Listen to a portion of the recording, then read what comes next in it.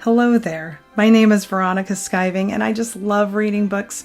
These days, my favorite people to read to are my grandchildren, Brooklyn, who's 4, and Hudson Michael, who is almost 1. I'd like to share this gift with you today. Let's get going. My first book that I'd like to start with is one of my favorites. It's called The True Story of the Three Little Pigs by A. Wolfe, as told to John Scieszka, illustrated by Lane Smith. Let's get started.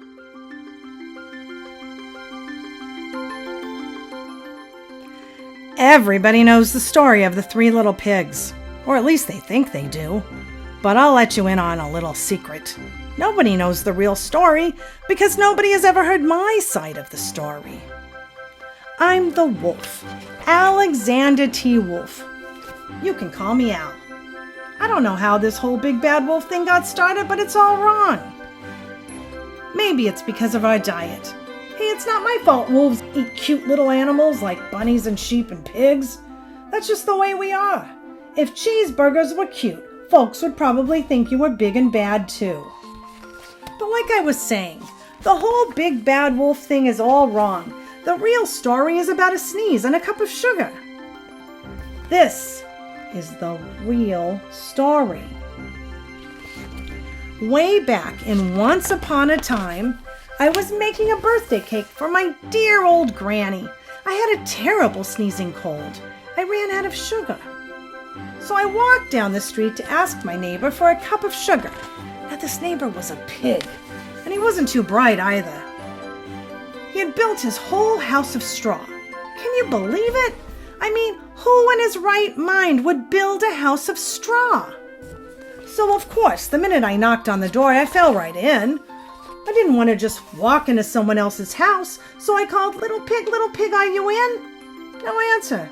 I was about to go home without the cup of sugar for my dear old granny's birthday cake. That's when my nose started to itch. I felt a sneeze coming on. Well, I huffed, and I snuffed. And I sneezed, a great sneeze. And you know what? That whole darn house fell down. And right in the middle of a pile of straw was the first little pig, dead as a doornail. He had been home the whole time. It seemed a shame to leave a perfectly good ham dinner lying in the straw. So I ate it up. Think of it as a big cheeseburger just lying there. I was feeling a little better, but I still didn't have my cup of sugar, so I went to the next neighbor's house. This neighbor was the first little pig's brother. He was a little smarter, but not much. He had built his house of sticks. I rang the bell on the stick house. Nobody answered. I called, Mr. Pig, are you in? He yelled back, Go away, wolf. You can't come in. I'm shaving the hairs on my chinny chin. I had just grabbed the doorknob when I felt another sneeze coming on. I huffed, and I snuffed, and I tried to cover my mouth, but I sneezed a great big sneeze. Achoo! And you're not gonna believe it, but this guy's house fell down just like his brother's. When the dust cleared, there was a second little pig, dead as a doornail. Wolf's honor. Now you know food will spoil if you just leave it out in the open, so I did the only thing there was to do. I had dinner again. Think of it as a second helping. I was getting awfully full, but my cold was feeling a little better, and I still didn't have that cup of sugar for my dear old granny's birthday cake. So I went to the next house. This guy was the first and second little pigs' brother. He must have been the brains of the family. He had built his house of bricks. I knocked on the brick house. No answer. I called, Mr. Pig, are you in? And do you know what that rude little porker answered? Get out of here, wolf. Don't bother me again. Talk about impolite. He probably had a whole sack full of sugar, and he wouldn't give me even one little cup from my dear sweet old granny's birthday cake. What a pig.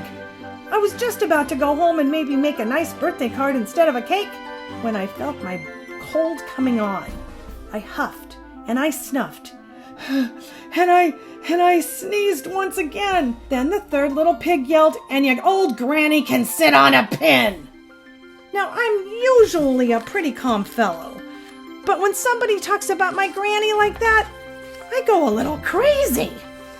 When the cop drove up, of course I was trying to break down this pig's door, and the whole time I was huffing and puffing and sneezing and making a real scene. The rest, as they say, is history. The news reporters found out about the 2 pigs I had for dinner. They figured a sick guy going to borrow a cup of sugar didn't sound very exciting. So they jazzed up the story with all of that huff and puff and blow your house down, and they made me the big bad wolf. That's it. The real story. I was framed. But maybe you could loan me a cup of sugar?